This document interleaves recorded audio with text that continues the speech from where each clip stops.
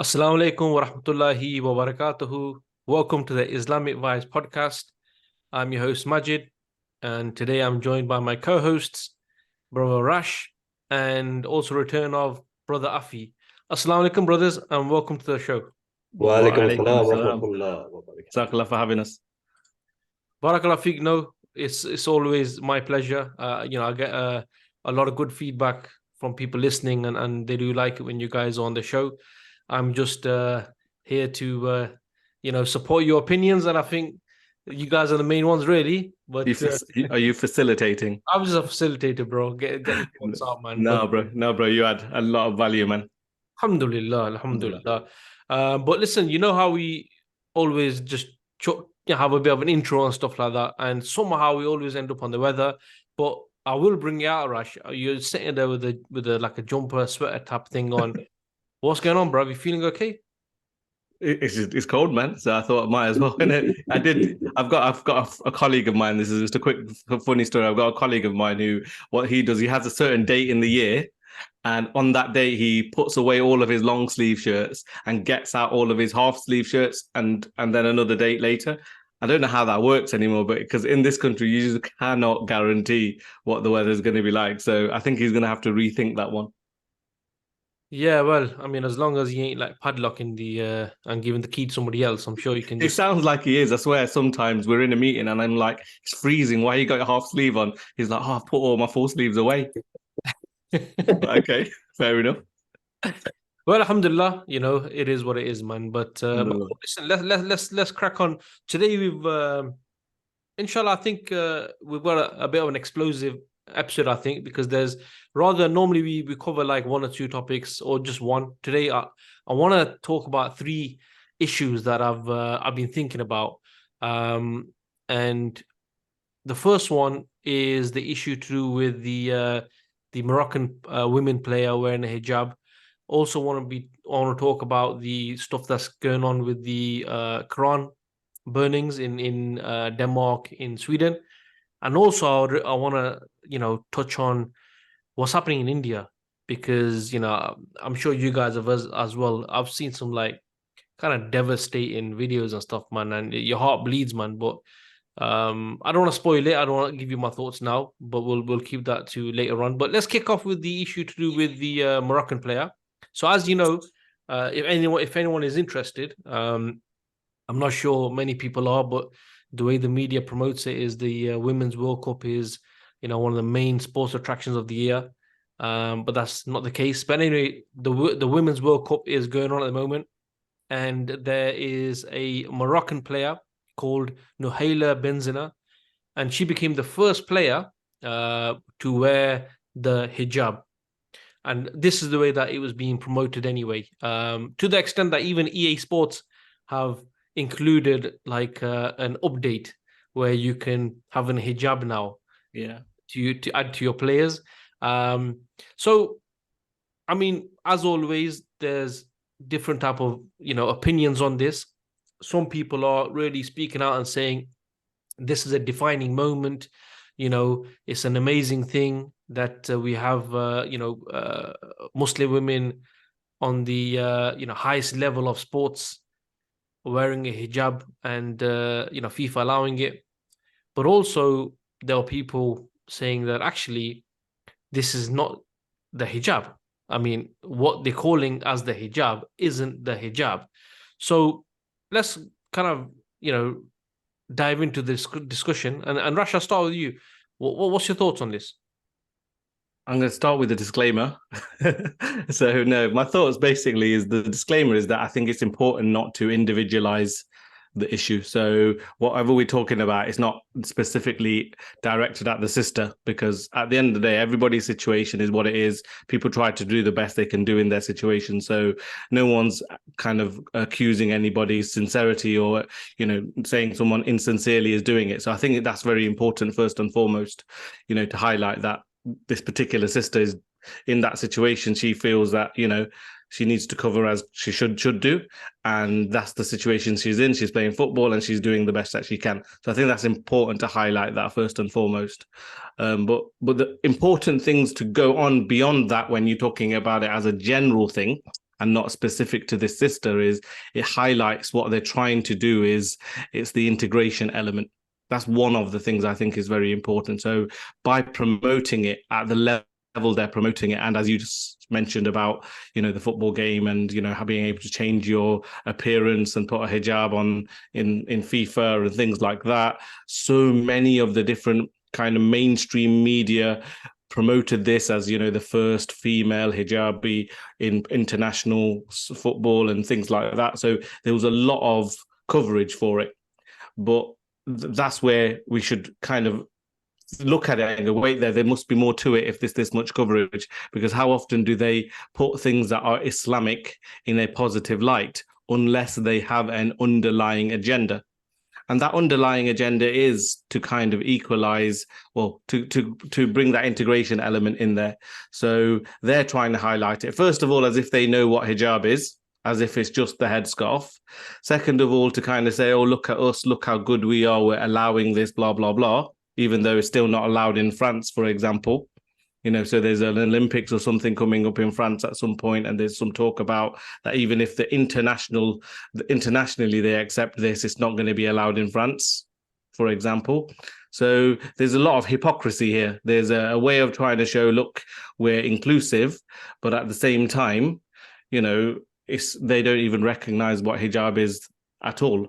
So just very quickly, from an Islamic point of view, we know that the hijab is not just the headscarf. We know the hijab represents something. A hijab is a concept. A hijab is like a barrier. Here, hijab is that layer that protects the woman, from the society. We recognize that includes many aspects, and we recognize that you're not allowed to wear tight-fitting clothes, and that therefore does not represent hijab. So I think the good thing about something like this is it opens up a conversation. But I think some people are very quick to just jump on the individual and criticize, rather than looking a bit deeper and going, why are the West promoting this right now?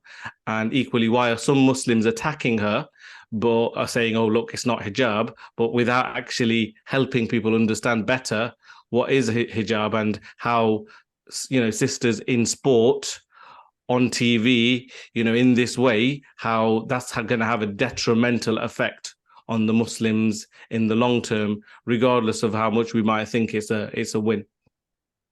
Yeah, I think that is a really important point, Rash. And to be honest with you, the sort of opinions that I've come across where people were saying this is not hijab, alhamdulillah, no one was attacking the sister. They were just saying like, this is not hijab. Yeah, okay. That's how they're promoting it, and they were just stating that, like you said, this is not hijab. I feel what you're saying, bro. What are you saying? I could come back to what you said at the start. I agree with what Rash said, by the way. So I don't want to just pretty much repeat what you said. So come from it from a different angle. But you said, Maj, that there were two camps. There were those who are praising the action, and you're right. Let's take the sister out of the equation here, right?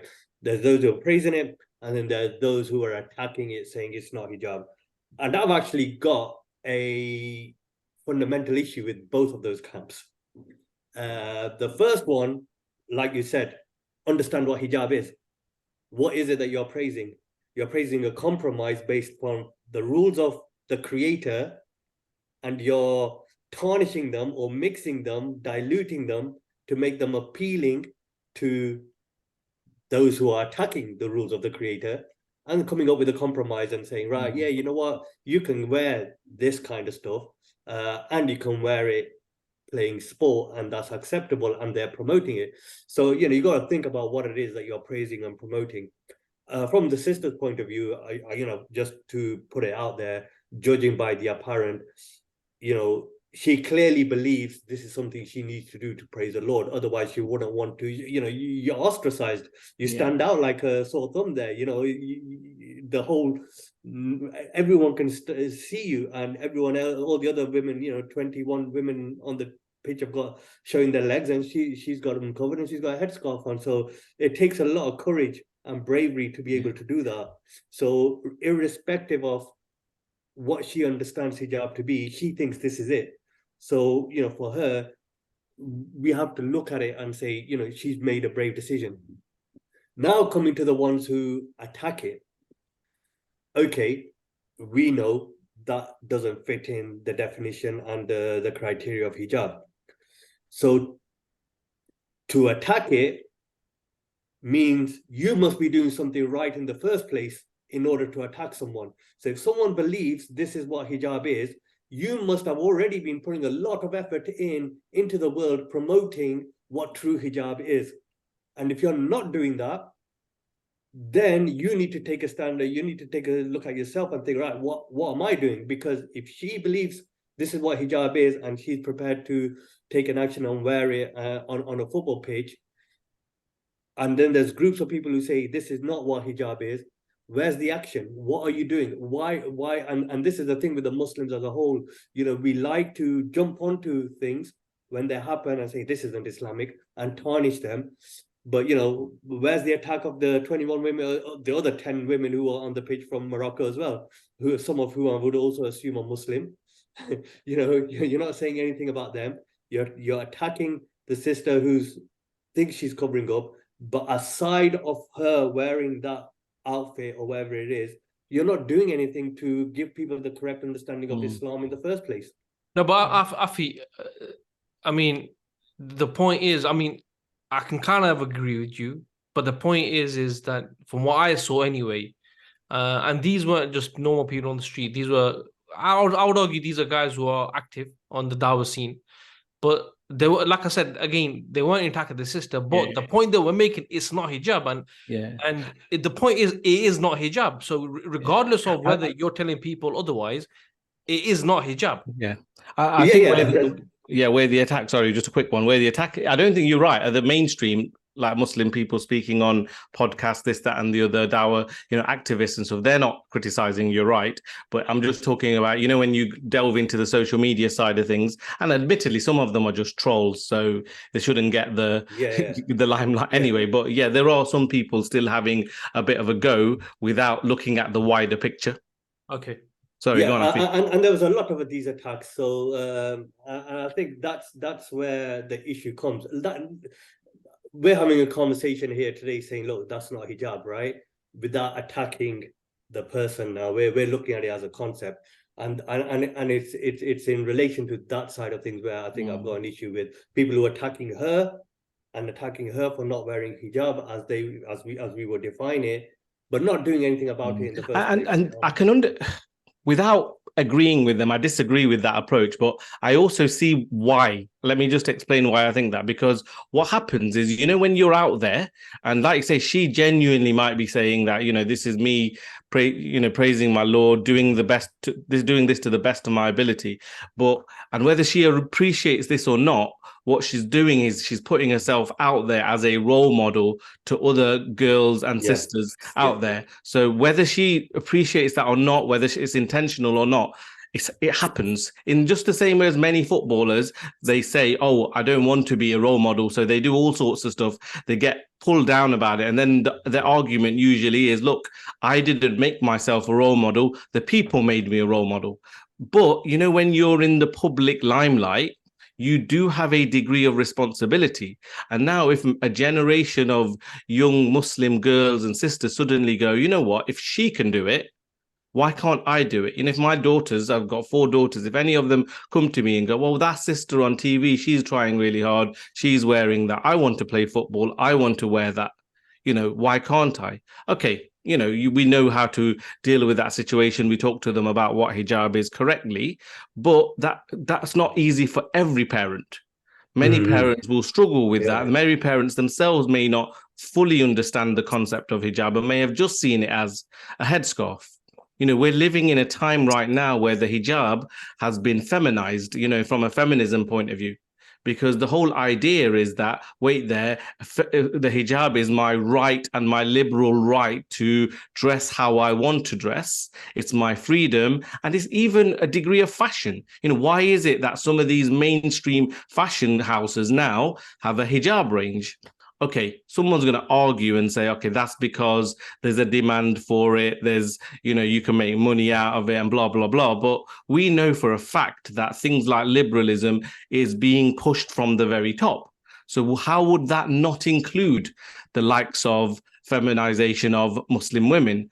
We also know that many of the Muslim countries have, NGO type women's groups that are created and funded by the West in order to try to, get women in those societies to reach the level of so-called equality that we have here, but knowing that that then leads to problems in society, to the nuclear family and the family structure and things like that. So it links. It might be a small topic, it's one person wearing a hijab during the World Cup, but it's linked to feminism and feminization of Muslim sisters. It's linked to, what they're trying to push in terms of liberal freedoms and rights, and rather than someone purely doing it to praise their Lord. So it's problematic, and that's what makes it, something that people need to think about and discuss. Yeah, I just add something else to what you just said, Rash, and I think, if the West, right, they would be really, really glad if women didn't wear the headscarf. Forget hijab as a whole, they'd be glad if they didn't wear the headscarf. I think they've come to terms with that we're not going to be able to change that aspect now. It's how do we mold it and to let it fit in line with our criteria, so it's acceptable for that to be a symbol of Muslim women, but reject the rest of it. Yeah. Bro, I remember years ago seeing this, like there was a short video where there was this woman, and she was obviously she was an actor, and she's in front of the mirror. She's got the with the hijab, the jalabiyah and the khimar and stuff. And then Shaitan comes, and he's slowly he's whispering things like, "You're still young, maybe wear it this way, maybe put it back a bit." And the thing is what we've seen, certainly from just say the 80s and 90s, certainly in the UK, where when people started to understand Islam in a different light, if you remember those days, when women started to cover those days, it was kind of different because they were purely doing it for the sake of Allah subhanahu wa ta'ala. Now, I'm not saying women are not doing now, but it was kind of simple, right? What the kuffar have been able to do, and this is linked to your point, Rash, that this is not an isolated case of one sister doing a thing on a football pitch, right? What we've seen is over time, it's, there's a certain concept, and what we can do is we can't totally remove it like what Afi said. Let's adjust it to a stage where it becomes fashion. And unfortunately now, for example, we see in our own households and our relatives and so on, people will have the jilbab, but then they'll have a wedding jilbab as an example, and so on. And it goes away from the whole concept of the hijab, i.e. that barrier. Because in reality, forget about headscarf or anything, in reality, is it even right that we have Muslim sisters playing football in front of the world?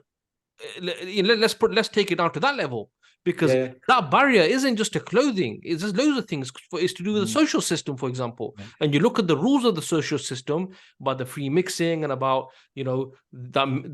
being present amongst non-mahram and so on, and the segregation in the home and in the places. This is a barrier. That segregation is a barrier. It's a hijab. Okay, so what's happened is that hijab has been changed now into a fashion icon and literally just a scarf on your head, because that concept, and it may well be, and I'm not taking this away, because I think Afi makes a fantastic point. This particular sister, it would be so easy for her to look the same like all the other women in that tournament. Forget other teams, in her own team, right? But she's chosen, right? And it makes us stand out. And we're having this discussion because of this, because she's grown up in a certain family, in a household. Certainly there's going to be some Islamic values, but she wants to play sports. And maybe some local mufti is given a fatwa or something that, covering your legs in this way, even though your shape is displayed, and by wearing this, headscarf thing, you're okay.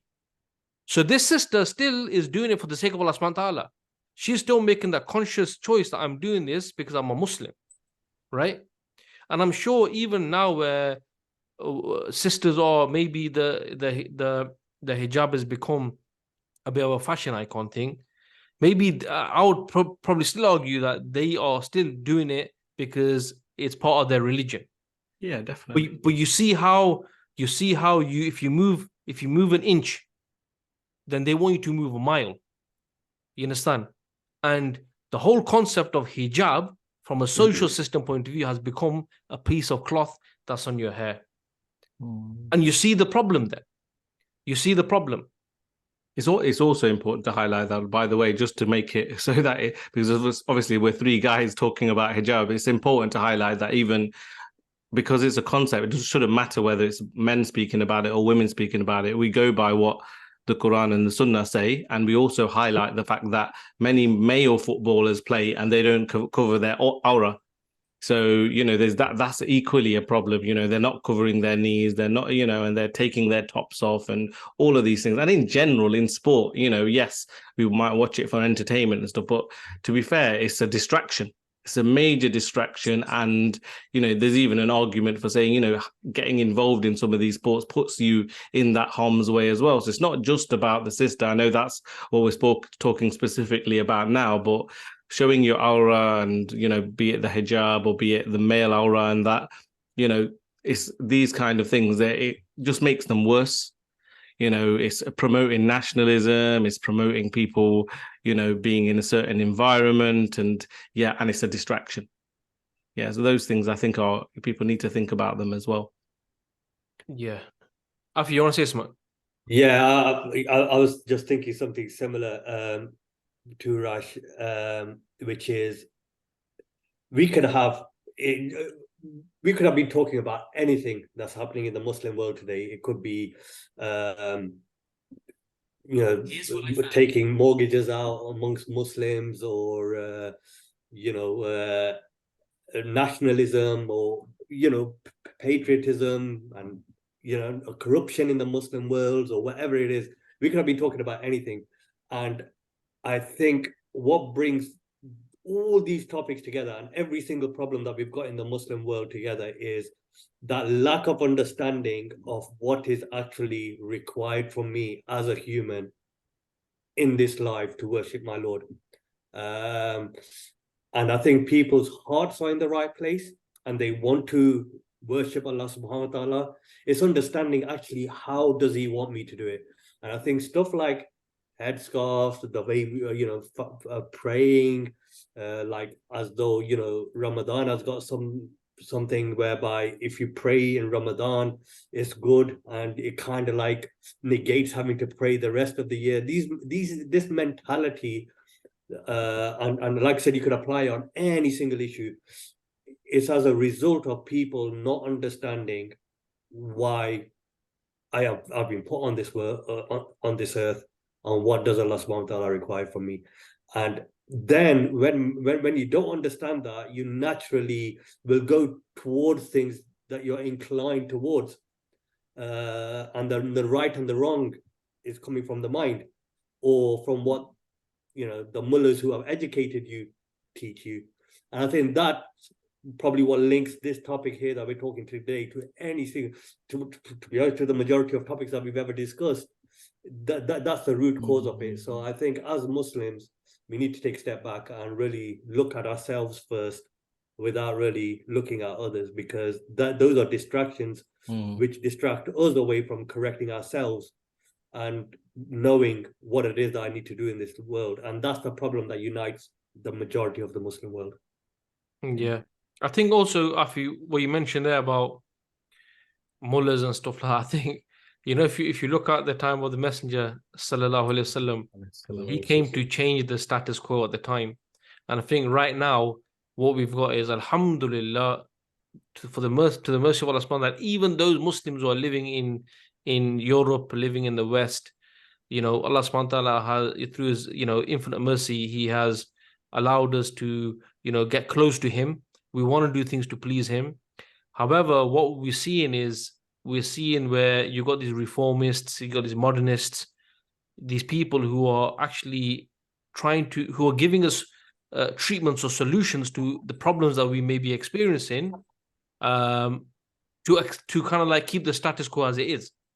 And I think That's a big problem. So again, just say you have this sister, you know, maybe her mother is covering, and, you know, look, she's from Morocco, so whether she lives in Morocco or not, I'm not sure, but generally, certainly in the Arab world, the Islamic dress is quite clear, in the sense, like, you know, if people might not wear it, but it's the jilbab and it's the, you know, the headscarf and so on, right? So maybe it's a conservative family. But then what's happening is there are people who are then giving these fatwas that this is allowed, that's allowed, you can do it, you can accept, you know, if you do this, then they'll kind of accept you. But the reality is, look, in 2014, FIFA lifted the ban on wearing a hijab in 2014. That's not that long ago. And we're talking about a time where basically you can friggin' identify as anything you want. You understand? You got this guy in Japan. I don't know if you guys know about this guy in Japan, right? The guy spent over $15,000 to make a dog costume. Yeah, a proper dog costume. Yeah, like it was proper. Like basically, the guy he had stuff done on his skin and stuff like that as well. And, you know, basically what he said was that I've always wanted to be an animal. So for Muslims, this come on, this has to be a bit of a wake-up call that, you know, these lot are willing to accept everything. Rash mentioned about the, you know, some sort of Olympic sports event in France where they say we're not going to accept the headscarf, right? They're willing to accept you if you can, you know, and you've seen these videos and the footage where, you know, people, I don't know how they've done it, but they've put implants, they got horns coming out their frigging forehead, man. They look like the devil.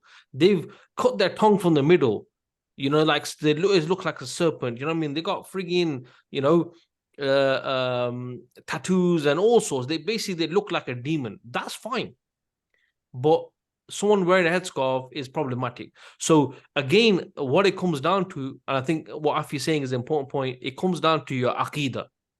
As Muslims, the reason why not just a woman, there's a bit of an echo, can you hear that?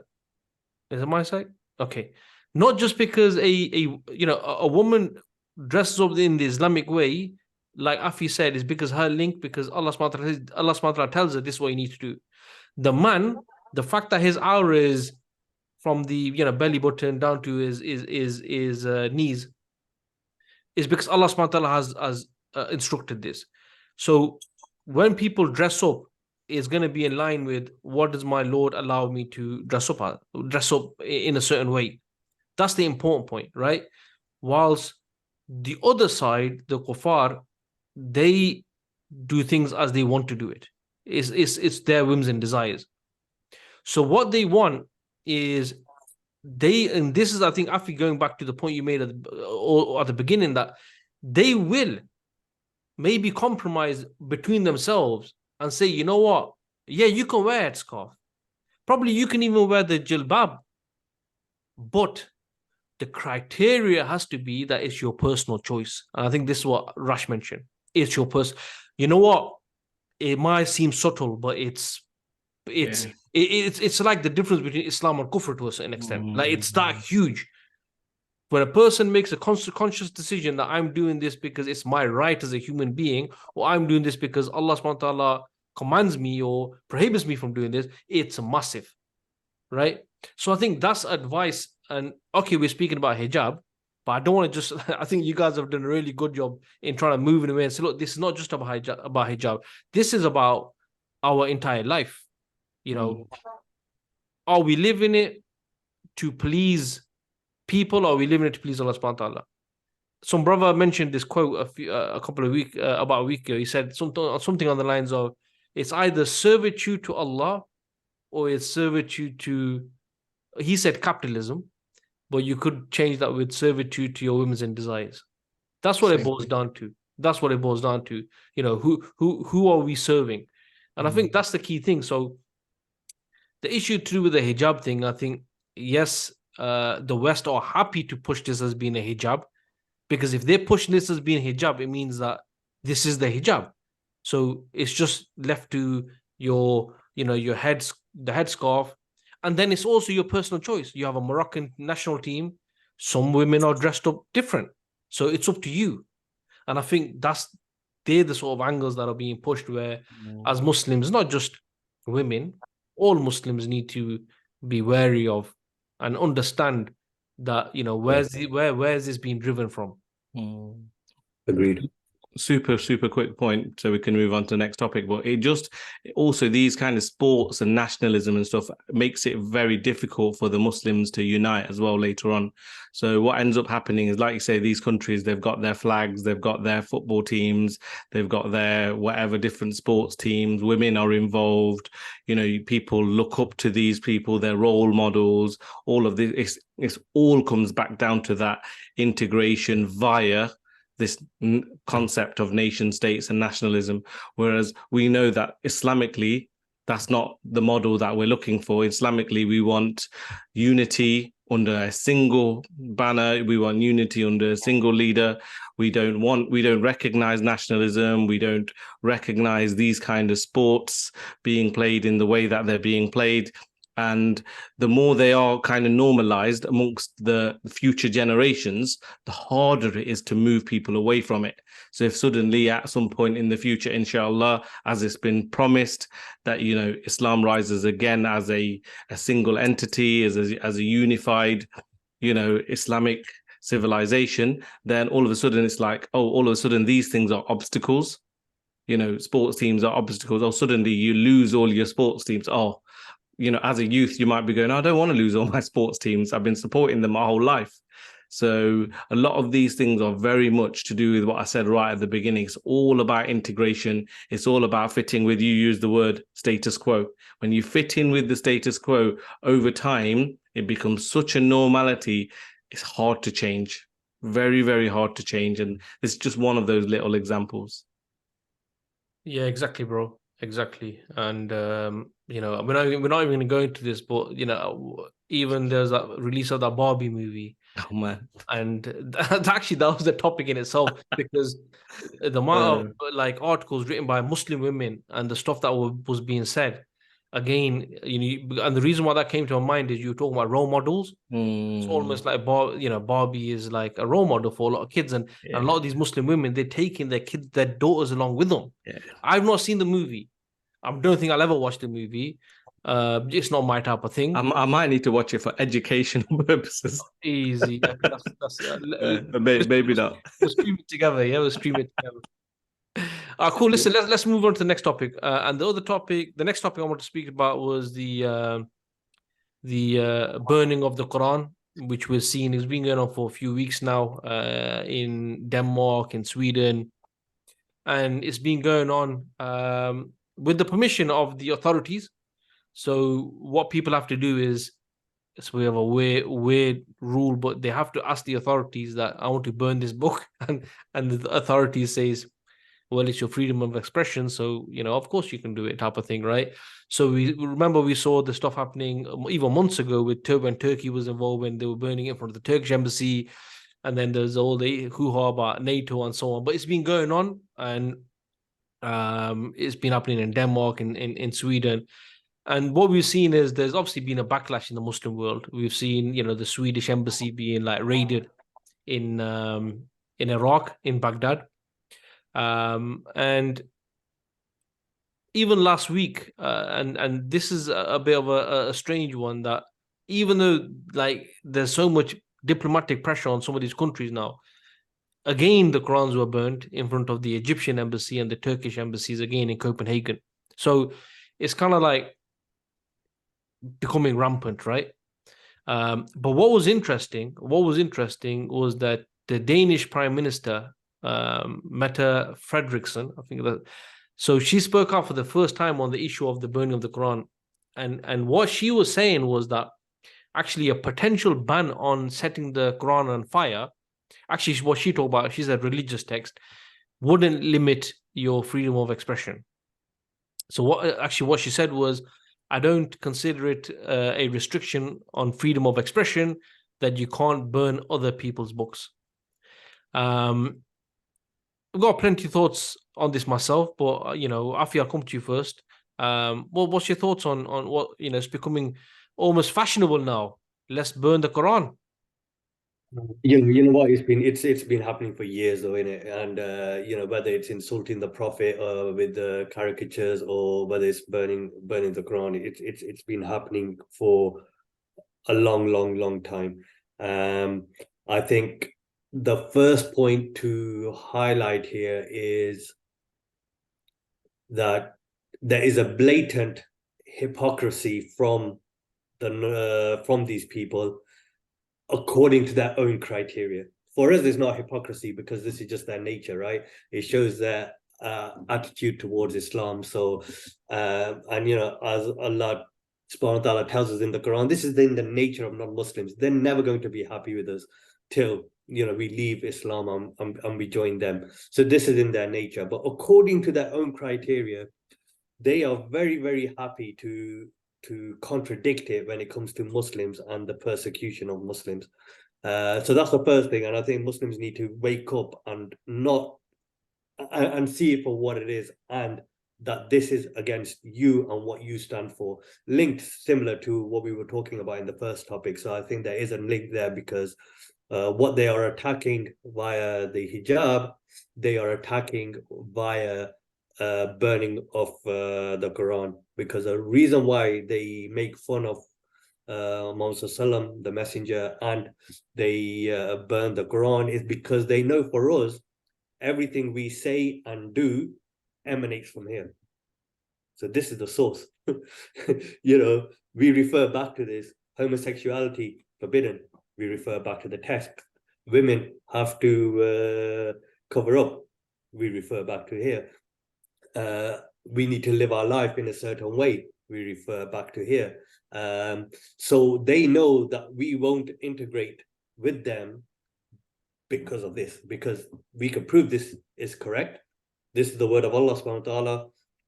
Muhammad was the messenger of Allah subhanahu wa ta'ala, and hence, this is what we adopt as our criteria. So what they're doing by burning the Quran is they're not trying to insult the Muslims. They're trying to say our way of life, our criteria is inferior because they can burn it. And if we treat the Quran as a book and attach emotional attachment to the book, then they've got a point. Where's the application of this? Where's the strength in this? Because nothing is happening as a result of it. But the beauty of the Quran is that this is the speech of Allah subhanahu wa ta'ala. Here is the guidance for the whole of mankind, and for us to live our life, which we have that attachment to. So my urge to people listening here is understand the Quran the way the non-Muslims understand it, because they know what it stands for, hence why they are trying to burn it and attack it. And I think we need to move away from that spiritual, emotional link to the Quran to that intellectual link to it. That's a really good point, because to be honest with you, I always thought that they know that we find these books they're sacred for us, and one way of making us feel angry and insulting us by burning it. But I guess what you're saying is these dimwits are a bit more ideological than just being thugs who are just burning a book because it's going to offend someone. And it's a really good point. Rash, what are you saying? Oh, just on that note, to respond to what I've said, I agree. There, the ones that are burning it, if you link them back to where they came from, some of them are part of the right-wing groups and stuff like that. They had ties back to them. So I think that's a sick point, because it is highlighting that some of these people are ideological. They do recognize what the Quran stands for, which is why when they burn it, they want to have that effect. That's where I think that, firstly, it's a good thing. Obviously, people are responding in a way from an emotional point of view first, because you need emotion. Don't get me wrong. It might lead you to the wrong action, but if people didn't care that the Quran was being burned, that would be worse. So as a starting point, is good people are agitated by it, because we should be agitated by it. At the end of the day, even though the speech of Allah subhanahu wa ta'ala is not limited to text in a book, and we know it off by heart, and we know, they can burn all the Qurans in the world and the Quran will still be there. So, it's ridiculous approach that they've got, but they recognize that people know the Quran off by heart. They recognize by burning one, it's not going to make a difference, because remember that time in Sweden When they burned one, someone started a campaign to say, okay, because you guys burnt one, we're going to print 50,000 and we're going to distribute them in Swedish. That's our reaction to you burning one. So what have you achieved? Actually, what you achieved is 50,000 Qurans being printed and being distributed. You've actually, you've failed because the opposite has happened. You want to stop people, looking at the Quran, and instead it's now available in your language, in your country, to 50,000 people that previously might not have had it. So it's stupid, but I think there is an ideological element to it. So back to my other point, though, just very quickly, is yes, that emotional element is required, but the real problem we have, and this is where this takes time, this is not going to happen overnight. People need to appreciate that if someone's burning the Quran, and we feel agitated by it, but at the same time, we're not remotely agitated by the fact that the vast majority of the words in the Quran are not being implemented in the world today, then what's the point in you getting all upset and protesting and crying and screaming and whatever when you're not upset at the fact that Allah's deen is not prevalent on this earth today? It's a real lack or a real highlighting of shallow thinking. It's a real highlighting of just the emotion. So like I said, I give credit to the emotion because you need it there, but you need to let your emotion lead you to somewhere where you think and where you decide what action is going to bear some fruits. You just go and doing a protest. If that just, lets people know that you're agitated, but then another burning happens another day, and then the UN bring out some kind of, a peace thing that they said so people can't burn it. But then the likes of America, Britain, France all abstain from voting. What have you really achieved? At the same time, China and Russia actually said yes, but they're the ones killing Muslims as well. So the whole thing is utterly bogus, and it's introspection for the Muslims that should be, wait there a minute. Why are they burning the Quran? They clearly have an issue with it. They clearly have an issue with us. What should we be doing? We should recognize that the Quran is more than a piece of paper and a book. We should recognize that we're equally agitated by the thing that can protect the Quran is that we live by it. So getting upset that it's being burnt and not getting upset that we're not living by it, I think that's really, really kind of shallow and limited approach by the Muslims. And again, it's a criticism to myself first. It's an issue that we all have to look inwards, because the reason for that situation that we're in isn't down to any one person, it's collective. We all need to be involved in highlighting, wait there a minute, this is how we protect the Quran correctly, and then work together to formulate that collective action plan rather than everybody doing their own thing. Yeah, that's a fantastic point. That's a fantastic point. And actually, to combine what both you guys have said, obviously, just to clarify, if Rash hasn't already done this, no one is saying that you shouldn't be emotional because the Quran is being burnt. Obviously, that is the case. However, in regards to a self-reflection of, are we even following what's in the Quran?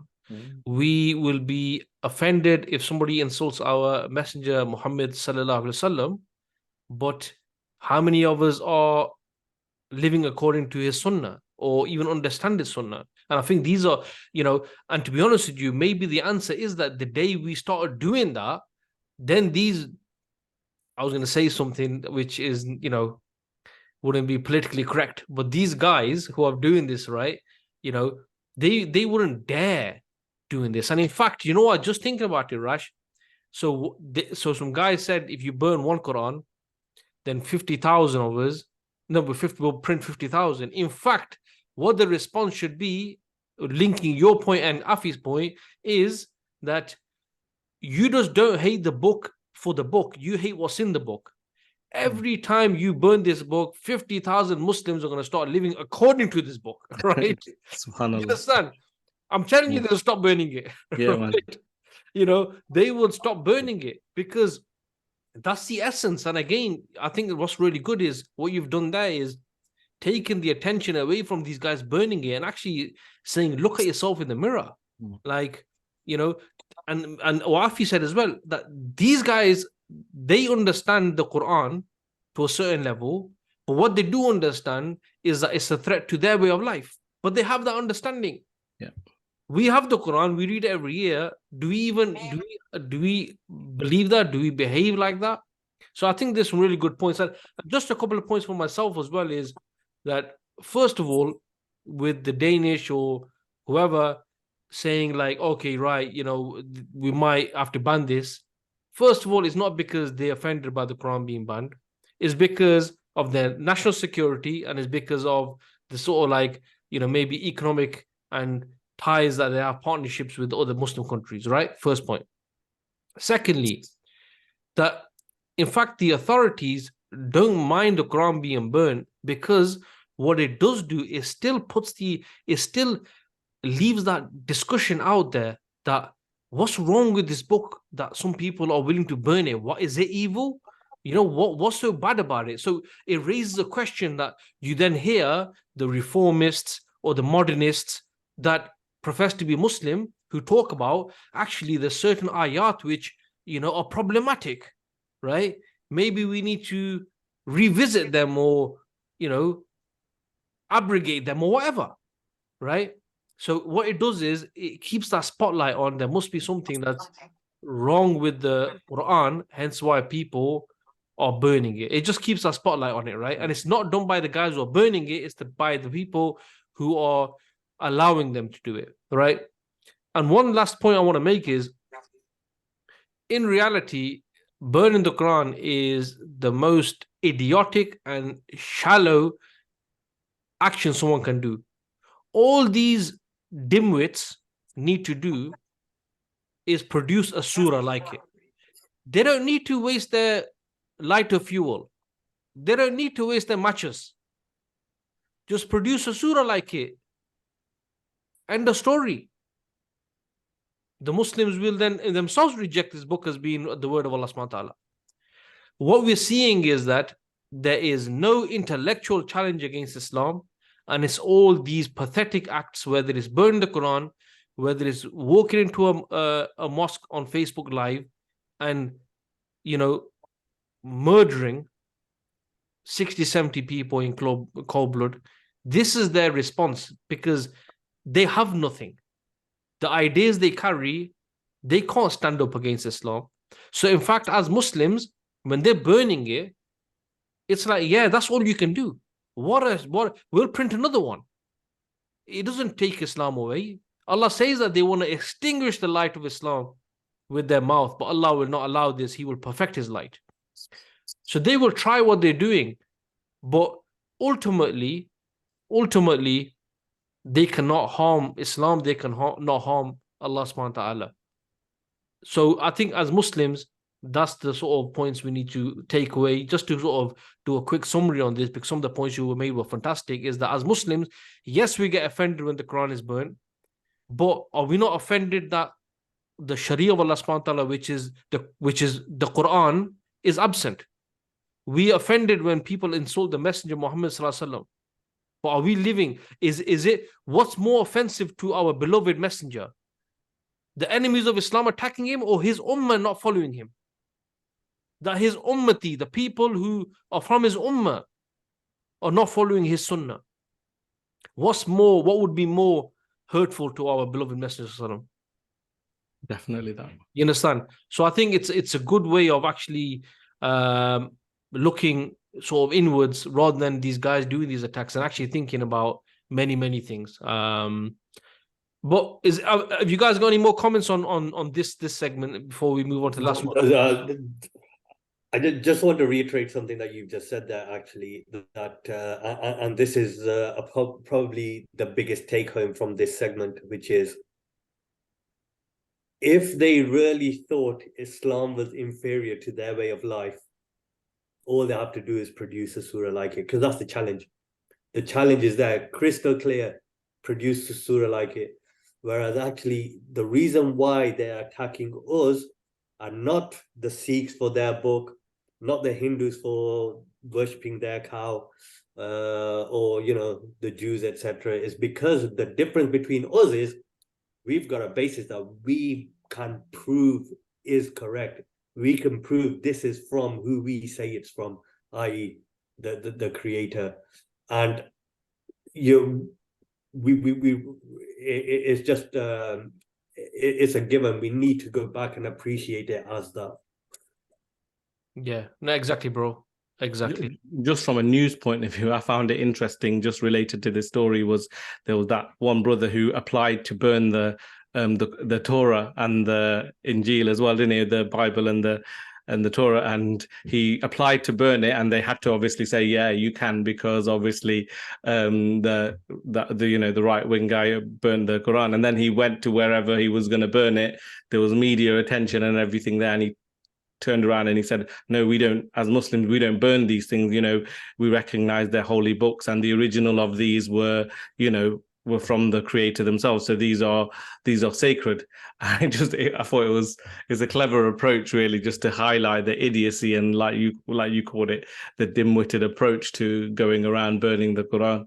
100%, bro. May Allah reward the brother, because that is a Muslim, that is how Muslim behaves. But you know what, it will fall on deaf ears and stuff like that, because it wasn't covered by I didn't see it in many international media. I had to go searching for it. So imagine they covered that as much as the opposite. People would have had that would have had a bit of an impact, at least on people who are neutral. But you know what? Last point on this is, they plot and plan, but Allah is the best of planners. And, they might burn it, the Quran and stuff like this. And actually, there are some people who might not even have any interest in Islam, who then might think, you know what? Let me look into this. And what we see is many people actually being drawn to Islam through the behavior of these idiots. So, alhamdulillah. Okay, cool. Listen, let's move on to the last segment then. And this is a, really serious topic, like they've all been, to be honest with you. But this is the issue to do with the recent, what seems like never ending, but the recent attacks against Muslims in India. And there's an area called Gurugram, which is close to Delhi. And we see that there was a lot of activity there the last week or so, where basically businesses were burnt. There were pictures of businesses where you got the Muslim shop burnt, and the one next to it, which is the Hindu shop, was left alone. And also we know the sad story about the Anjuman Jamia Masjid, which was burnt down, and the Imam there, the deputy Imam, 22-year-old Muhammad Saad, he was killed. And in fact, if you were to check online and watch or read the testimony and stuff from his brother, basically saying they were trying to chop his head off. He had been shot. He had knife marks all over his chest and stuff like that. So this was a really terrifying ordeal that this young brother, may Allah subhanahu wa ta'ala grant him Jannatul Firdaus, and accept him as a martyr, that what he went through. And all of this happened within the presence of the police. And we also saw that there was a Railway Protection Force officer who shot dead 3 Muslims. And at the same time, he was, hailing Narendra Modi and that Yogi Giza. He was saying, if you want to stay in India, then it's Modi and Yogi. And I came across this other video, and there was this Muslim sister. I don't know if you guys seen it, some young Muslim sister, and she was surrounded by these Hindutva guys, and they were asking her who was her father's name and stuff like that, and then basically they stripped her and sexually assaulted her, and and the thing is it's heartbreaking, man. It's heartbreaking. But we need to speak about it, just because what we don't want to do is get numb and think, well, this is always happening. So I've got a few thoughts of my own, but I'll open up to you guys really first of all. What your thoughts on what's going on and how you see things panning out. Rash, I'll start with you, bro. Yeah, it is. It's an emotional and it's a difficult one, isn't it? Because it seems the more you watch these videos, the more things that get out onto social media, the harder it is to take.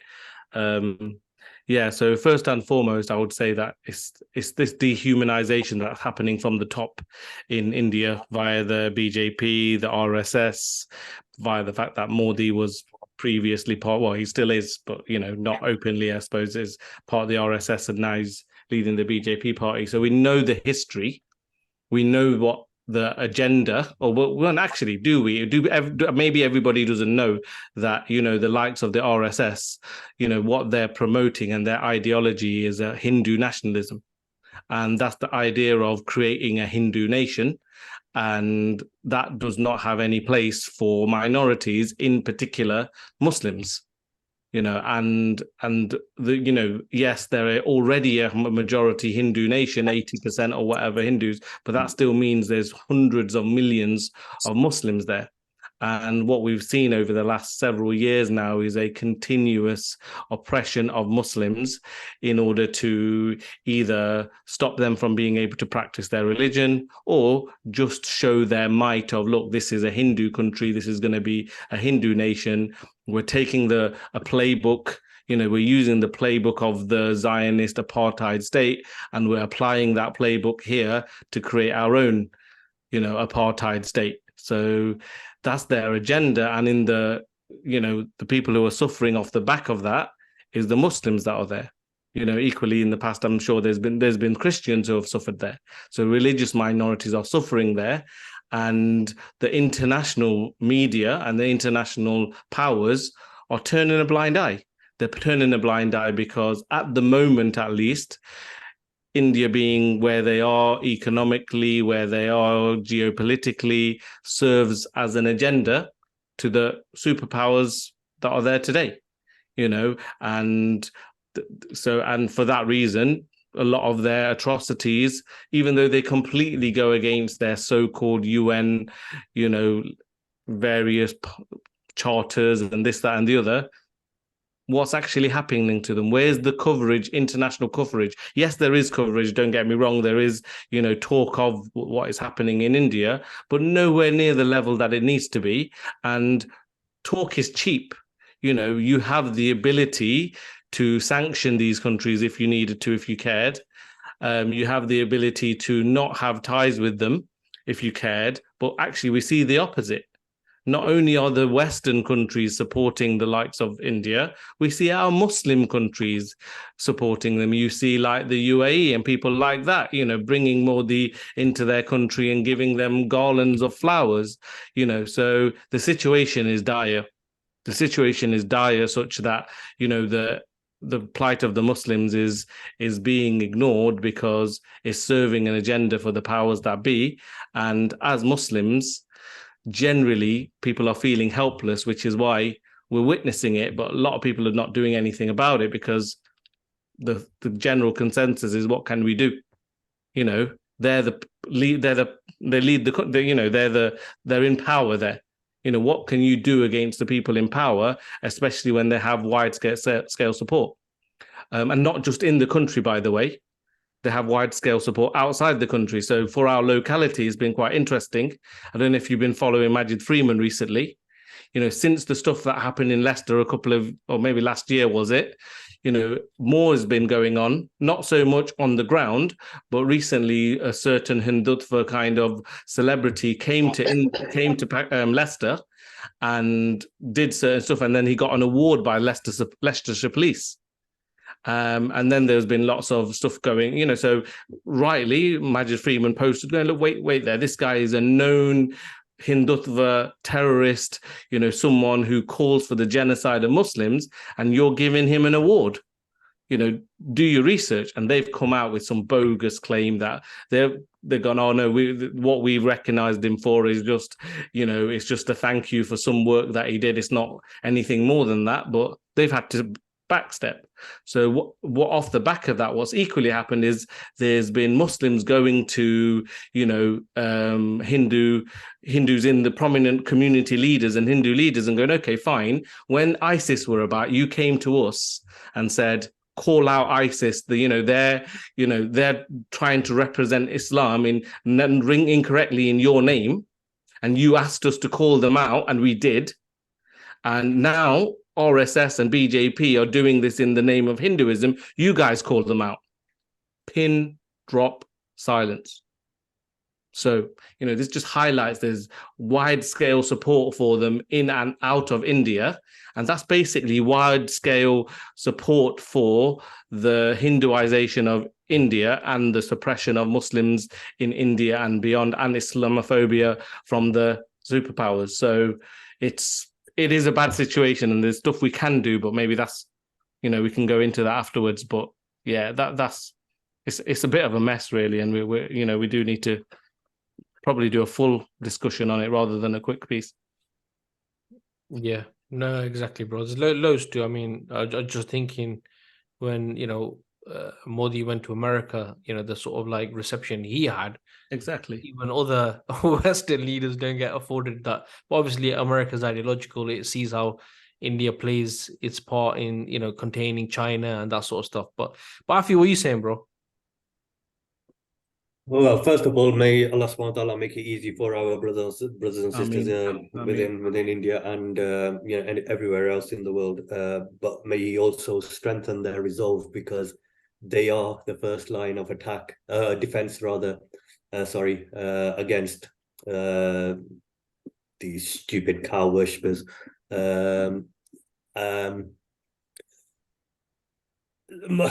Just reflecting on it, right? Just taking a step back, and you look at Islam's history from revelation day one and to where we are now. And in my mind, I can split it up into three parts. We had Moses Sallam working to establish the deen. The non-Muslims, the Quraysh, similar to the Hindus today, understood what this way of life meant and what these people who represent this way of life, what it means for them. And they attacked them. So that era, we had persecution of the Muslims, but they remained steadfast, just similar to how our brothers and sisters are remaining steadfast now. Then Moses Sallam, during that persecution, was working to establish the deen in the realms of life. And when that happened, to the point where it stopped existing in the realms of life, there wasn't persecution of Muslims. Muslims prospered. We ruled the world. There was prosperity, and we looked after the world effectively, right? We were the superpowers. But the moment that stopped, the persecution comes about again. So is it a coincidence that in the absence of Islam established in the world, that Muslims will be persecuted for everything that we've talked about today? We've talked about Islam being a complete way of life. We've talked about Islam satisfying the mind in conviction because we can prove it to be correct, which then naturally undermines everything else that exists. And it reminds me of from the seerah of Moses Sallam, when Moses Sallam went up to the Bedouins and they said, "What is it you want? What is it you want from us? What is this message of yours?" And he replied that, "Look, I just want one thing." And they said, "One, we'll give you 10. Tell us what it is." And then as soon as he said, "La ilaha illallah Muhammadur Rasulullah," they said, "Damn you, we can't give you this, because for this, everyone will fight you."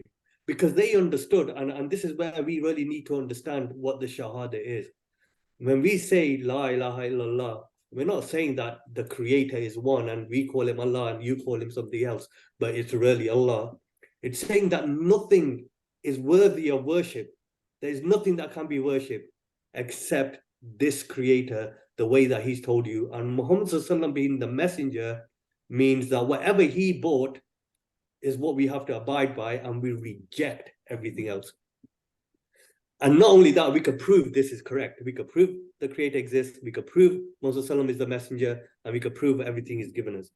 So when you don't have anything at that level of conviction that you could prove at that level, in order to destroy that message, you will do two things: propaganda or kill, punish, torture, which is what we're seeing today.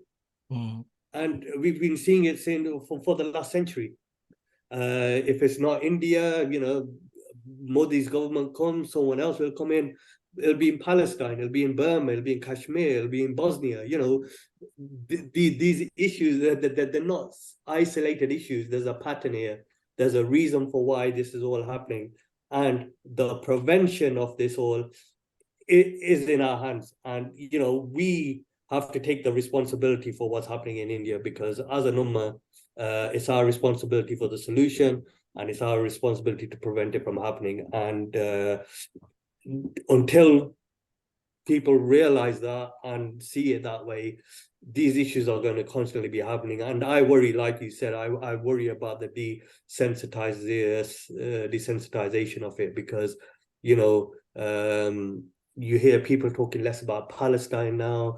People seem to have forgot about what's happened in Bosnia. People aren't even talking about Kashmir unless they've got family members there or they're from there. So that desensitization, worryingly, looks like it's happening purely because there's just so much of it. Yeah, man.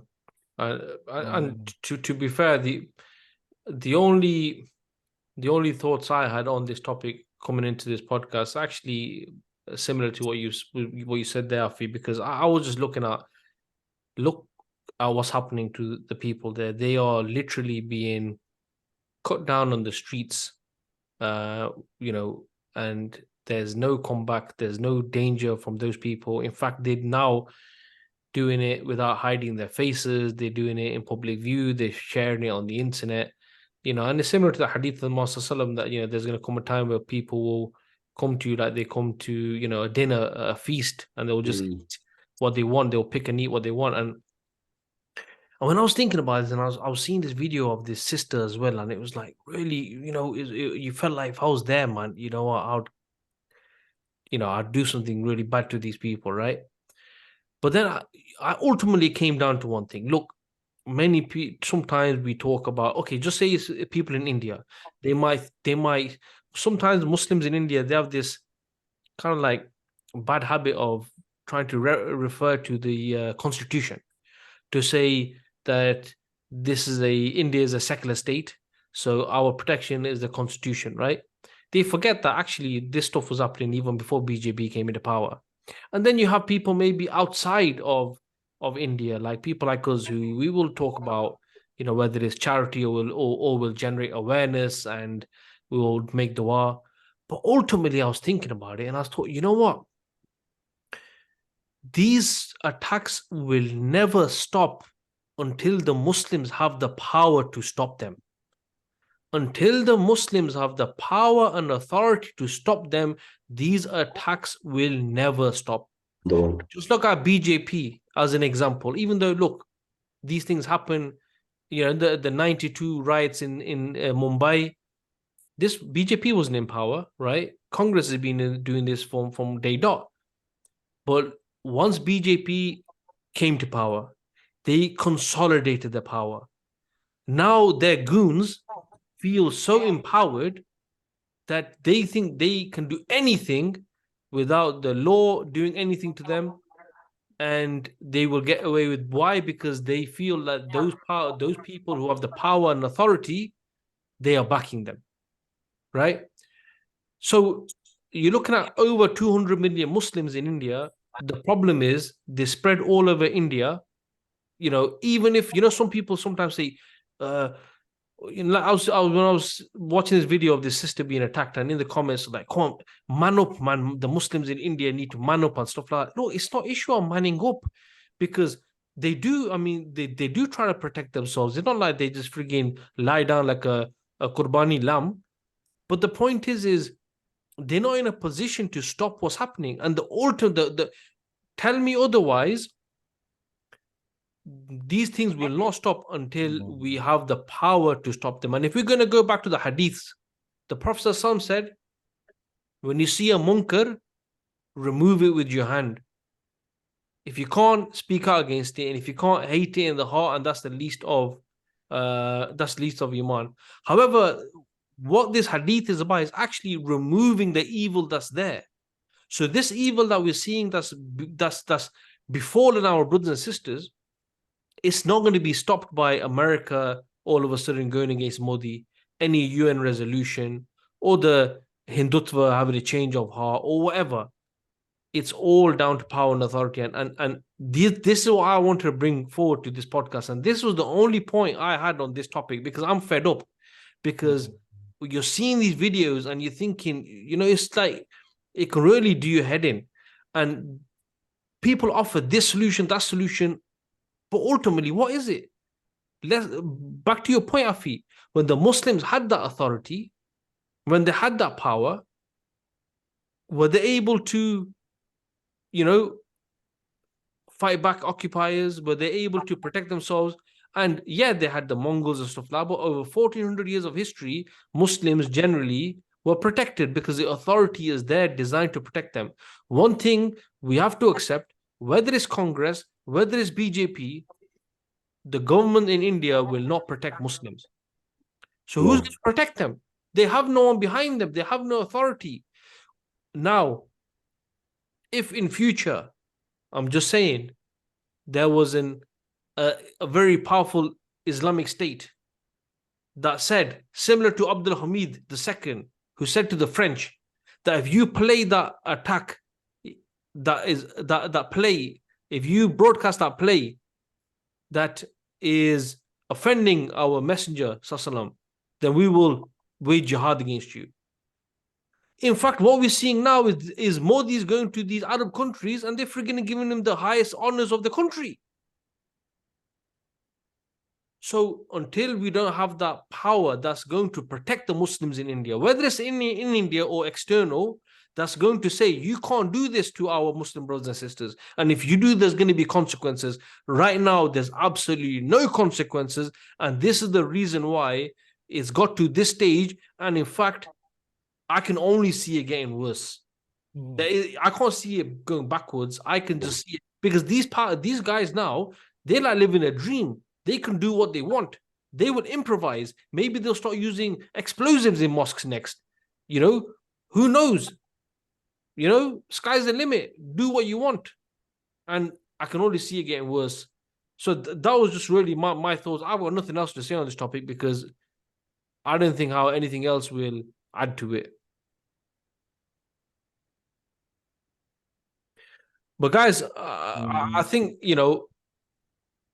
I'll get your final thoughts anyway. And obviously, if you got any thoughts, we can start off on, if you want to add anything to this India issue, or you think we've missed anything, or you want to bring something from your point of view, don't let me rush you. Let's incorporate into your final thoughts and, kind of like bring the podcast to a close. So Rash, I'll start with you, bro. Your sort of final thoughts on the topics and anything else you want to add anyway, bro. Yeah, it's fine. Yeah, just a few things really. Like you say, first of all, on the India thing, like the issue really is, we're in a bit of a catch-22 situation, isn't it? And the media is quite a powerful tool. So you have on one side kind of like internationally our own countries, not helping our Muslim nations. You equally have Western countries. But then on top of that, you have the media that is in the hands of the oppressor. So like certainly in India, like I was saying earlier, this kind of nationalist movement, not every Hindu agrees with it, although many of them do, but a lot of them who didn't before and maybe had friends and family and whatever, Muslims and stuff like that they lived with, the propaganda is so strong, this love jihad stuff and the movies, what was it, the Kerala movie, and, they're the tentacles of trying to create the Muslims as this other in that form of dehumanization, which leads to or can lead to genocide. The tentacles of the media and the power structures are deeply rooted and getting worse. So I just wanted to highlight that because it's important because, sometimes people just assume that it's a kind of a religious thing, but this isn't just a religious thing. Some of the things that the RSS and stuff kind of promote goes against Hinduism, but what they're finding is Hindus are still adopting their values because they've bought into the fact that if we don't get rid of the Muslims, then they're a threat to us. Yeah. Whereas the Muslims at the same time, where they do have power, like in the Muslim lands and things like that, they're not doing sufficient to promote the Muslim view that it was under Islam that many minorities were looked after. So look at the Western world and China and India, and, we mentioned, Palestine, and we mentioned the Uyghur Muslims. Look at how all of the minorities are being dealt with in the world today, yet they paint Islam in a negative light. And anybody who knew Islam and how Islam was implemented in history would go, actually, it was Islam that protected minorities. Islam was the only way of life that fully protected minorities. So I know what Afi was saying, and he's probably said it emotionally, and calling them out, but he's highlighting the fact that if you want to, maybe not in the nicest possible way, but if you want to, you can worship your cows. That's fine. You can worship whatever you like. Yeah. That's your religion. You can do it. Yeah. Fine. But what you're actually doing, you're not doing that at all. You're actually buying into the propaganda that makes you want to kill human beings, civilians. Forget human beings. We're not talking about war here. In a war situation, people fight, people get killed. This is civilians. You're going around killing civilians. You're trying to highlight to the world that you guys are civilized. Whether that's America, whether that's France, whether that's India, whether that's the illegal state, the Zionist state, you're trying to highlight that you're civilized and Muslims are uncivilized. Screw that. You are the most uncivilized of them all. You're the ones that are killing civilians on the streets, raping sisters on the streets. That's you guys. That's not us. So, and that's why they're all linked as well. Whether it's the burning of the Quran and how we can, prevent people from doing that, whether it's people understanding truly what the concept of hijab is, whether it's protecting our Muslim brothers in India, Kashmir, Palestine, China. Yeah, we need to start having that conversation. The Muslims need to wake up.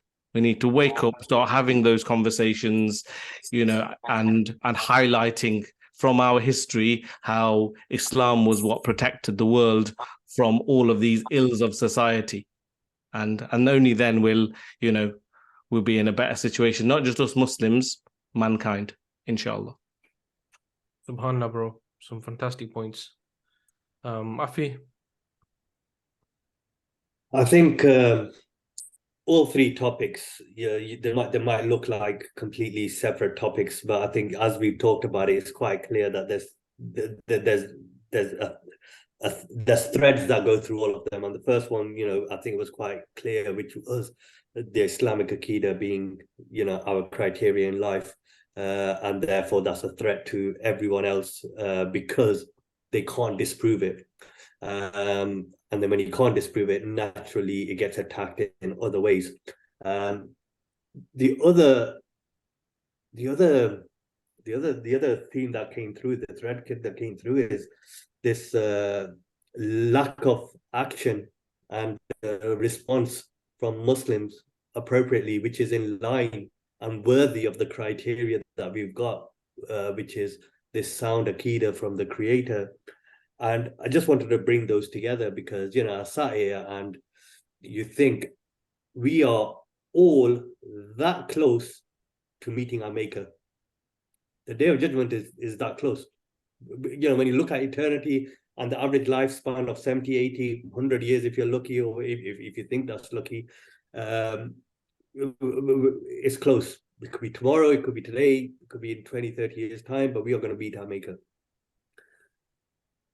And are we ready to stand in front of our Maker and say, yes, we believed in your way of life, but we implemented it in order to be worthy of being given our account in the right hand and making it across that bridge? And that's the only message I can give, because everything comes down to this.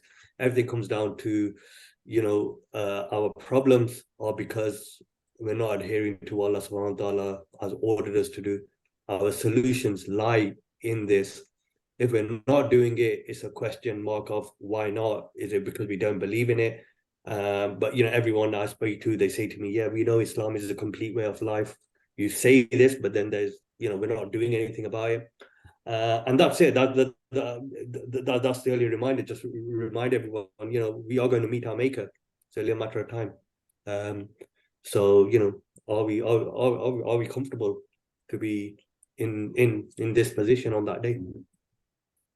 Yeah, Jazakallah, bro. Some really good points then, and it's a good reminder, to be honest with you.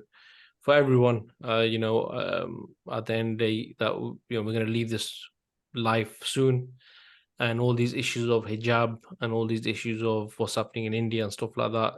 To be honest with you, they're going to become irrelevant the moment you take your last breath. And everything we do here, we come into this dunya alone, and we're going to leave alone. And how are we going to show on that day that we followed Allah subhanahu wa ta'ala's commands? And I think that's the main point. People in India, what's happening to them, seems like they don't have much choice at the moment. That's their test. And like you said, we pray that they have sabr, and they have sabr. Of course they have sabr. They're there, they're holding on to their deen, because they could easily just start shaving off their beards and take off their hijabs and whatever, but they're not. They're holding on to their identity, alhamdulillah. But that's the test of hardship. How are we going to fare during the test of ease? And I think that's what we need to think about. But cool, guys, listen, Jazakallah khair, really, really good episode. I did say that this was going to be an explosive episode, and I think it has been. And I always say this, and I'm not making this up. I actually benefited hugely from the discussion, from your thoughts, and I'm sure the people who are listening to this podcast, this episode, and watching it will feel the same. I think the only gripe that they may have is that we release an episode and then disappear for a couple of months, and then we come back. And inshallah, I'm going to try changing that, and try to keep up with it. But listen, guys, for those listening and watching this on YouTube, whatever, please, it'd be really, really good to hear your thoughts and interact with you. We want to interact with with the people that agree with us or disagree with us, whichever way, whether there's any, constructive criticism, feedback, whatever it is. So please, if you're watching this, leave a comment in the comment section. And inshallah ta'ala, we will try to improve and make our episodes better. But on that note, guys, Jazakallah khair for joining me. It's a pleasure as always.